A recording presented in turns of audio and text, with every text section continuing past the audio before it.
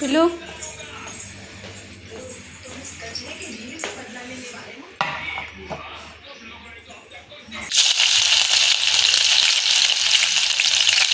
Hello नमस्कार, मी प्रतिभा तुम्हा सर्वांचं स्वागत करते आपल्या चॅनलवर, ज्याचं नाव आहे ब्लॉगर परी। तर आजचा दिवस तुम्हाला खूप छान सुंदर जाऊन तुमच्या मनातील सर्व इच्छा पूर्ण होईल। तर इथे मी आता नाश्ता बनवायला घेतलेला आहे। आता साधारण किती वाजलेत माहिती आहे? थांबा बरं 9 वाजलेत। हा झाला दूध गरम झालेत आणि झाडलोट झालेलं आहे। तर आता मी पोहे बनवते नाश्त्याला। आणि खूप दिवस झाले की मोठा व्लॉग नव्हता केला, कारण काही ना काहीतरी आपल्या घरी असतातच ना प्रॉब्लेम, त्यामुळे असे मनस्थिती नव्हती करायची, त्यामुळे नव्हता केला। आणि शॉर्ट व्हिडिओच्या ज्या रेसिपी आहेत ते मी अगोदर बनवून ठेवल्या होत्या, त्यामुळे त्या अपलोड केल्या होत्या। म्हटलं चला मनात म्हणजे ठेवून काय आपलं गेलेलं माणूस काय परत येत नाही, म्हणून म्हटलं चला आपलं रुटीन चालू ठेवूया। तर मी आता पोहेना आज बटाटा घालून करते। तेल तापल्यानंतर ना मोहरी टाकले। मोहरी चांगली अशी तडतडायला लागली की आपण जिरा टाकायचा। यानंतर कढीपत्ता टाकतात, कारण माझ्याकडे आता कढीपत्ता नाही आहे, त्यामुळे मी आता बारीक मिरची चिरलेली असते की नाही ते टाकले। मिरची तेलामध्ये की नाही चांगली भाजू द्यायची, म्हणजे तिचा जो तिखटपणा असतो ना तो त्या आपल्या पदार्थाला की नाही उतरतो, त्यामुळे मिरची तेलात चांगली अशी तळू द्यायची। त्यानंतर आता बारीक चिरलेला कांदा टाकला।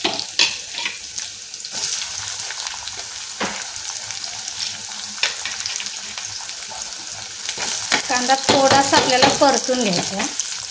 तर इकडे मी तुम्ही ज्वारीचा दळप जरा करायचं आहे, ते थोडंसं पीठ होते चहा रिकामा केलेला आहे।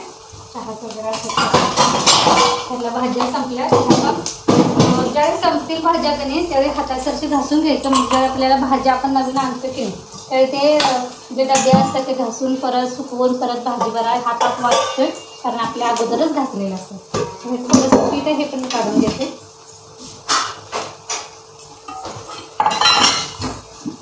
ज्वारीचं दळप करायचे। जसं माझी घरातली कामं होईल तोपर्यंत डबे घासून कधी वाळतात पण उन्हात ठेवलं की।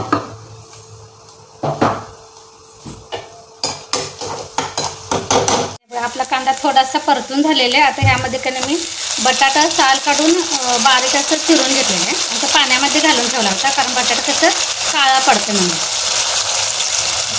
आता मीठ घालायचं आहे, कारण बटाटा आणि कांदा कसं मीठ घातलं की लगेच भाजतं। आता हे मी बारीक गॅसवर झाकण ठेवून देतो, म्हणजे बटाटा तेलामध्ये आपला चांगला भाजला गेला पाहिजे, शिजतोय चांगला तेलामध्ये शिजला की कसं पोह्याला का आपण पाणी घालून शिजवत नाही ना, त्यामुळे तुम्ही बटाटा तेलामध्ये शिजवून घ्यायचा।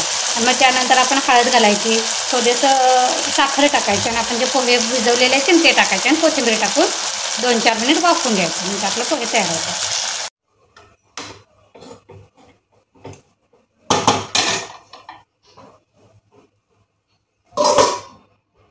आपले पोहे झालेले थोडंसं कधी पण पोहे केले की चांगले असे बारीक गॅसवर झाकण ठेवून वाफ येऊ द्यायची, म्हणजे पोहे चांगले होते। तर तोपर्यंत मी आता ते डब्यातून घासून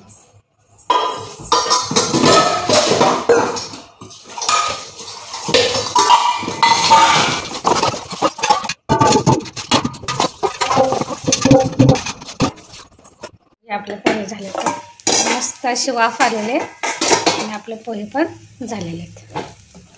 तर मला एका हाताने हलवायला येईल।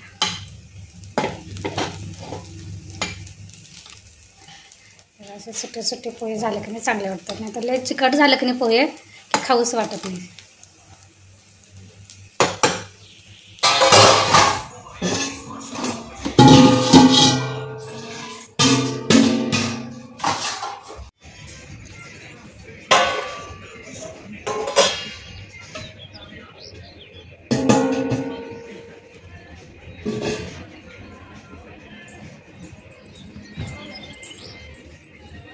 चला आता कधी भात लावून घ्यायचा।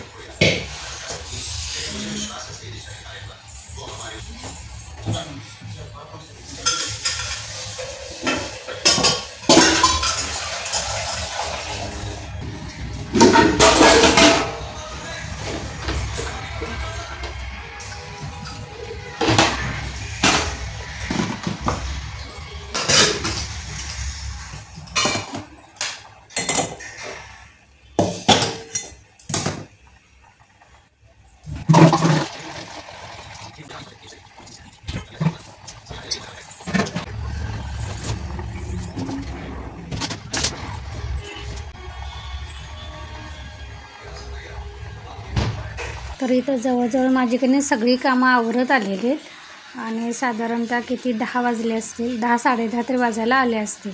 इकडे भात ठेवला मी आणि बॉटल कणी फ्रीजमध्ये गार करत ठेवल्या आणि थोडंसं रात्रीचं वरण होतं ते मी गरम करून काढून घेतलेलं आहे छोट्या भांड्यात. म्हणजे कशी भांडे रिकामी झाली की घासायला बरं पडतात.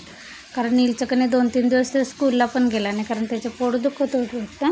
थोडंसं काहीतरी फूड पॉयझन झाले वाटतं.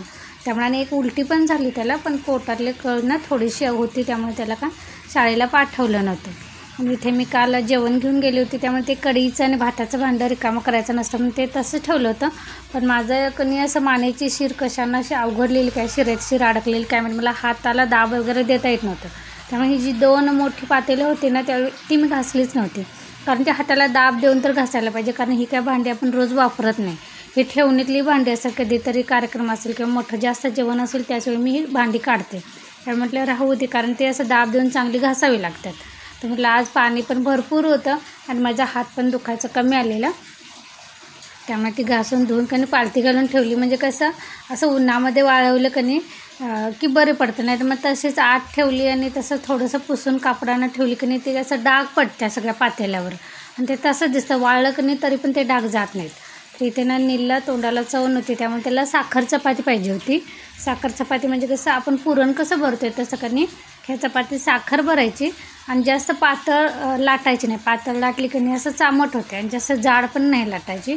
अशी मध्यम गुबगुबीत अशी लाटायची आणि कणी तूप घालायचं आणि तुपावर कणी दोन्ही बाजूनच खरपूस म्हणजे असं डार्क तांबूस कलरचे डाग येईपर्यंत कणी ही भाजून घ्यायची. म्हणजे ही साखर चपाती तयार. आणि बघा साखर अशी कडेपर्यंत गेली पाहिजे लाटताना तरच ते पूर्ण चपाती गोड लागते. नाही तर मग ती मध्येच साखर राहिली आणि कडेनं असं काटाला नाही गेली की नाही की ते चांगलं नाही लागत. आणि ते नीलची चपाती झाल्यानंतर चार्लीला पण करते आणि हल्ली कसं चार्ली मोठा पण होत आला आहे त्यामुळे आमची जी रोजची चपाती असते की नाही त्याच्यापेक्षा थोडंसं जास्त पीठ घेते आणि मोठा गोळा घेते.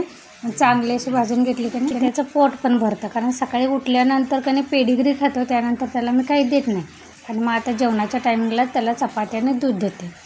तर त्या नीलची चपाती झाल्यानंतर चार्लीला पण करून घेतली म्हणजे त्याला पण नाही तर मग तो पण बाहेर कधी ओरडायला चालू करतो. आणि हल्ली त्याला मी थोडंसं बाहेरच बांधते कारण इतका कधी कार्टूनगिरी काही वस्तू खाली पडू दे सगळं ओढत नेतो आहे नाही तर पायाला धरतो आहे असा इतका कधी पिडायला लागला. त्यामुळे त्याला मी थोडंसं कधी माझं काम आवरतोपर्यंत बाहेर बांधून घालते साखळीला आणि मग दुपारचं आवरलं की मग त्याला घरात सोडून देते असं करते.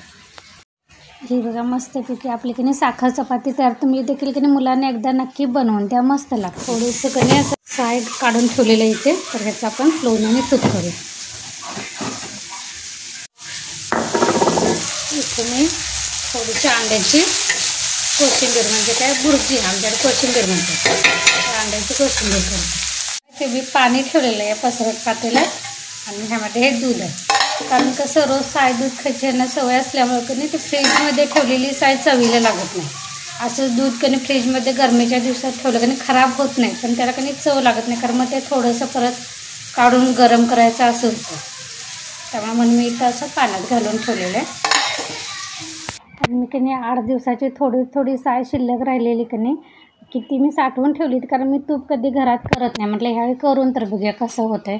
तर हे मी थोडंसं दही टाकलं होतं आणि त्या डब्यात आणि त्यानंतर साय अशी साठवून फ्रीजरला ठेवली होती पण ती इतकी घट्ट झाली की मला एक ज्युसरच्या भांड्याला लावायची होती पण आता गार झालं की नाही मग करून घेते.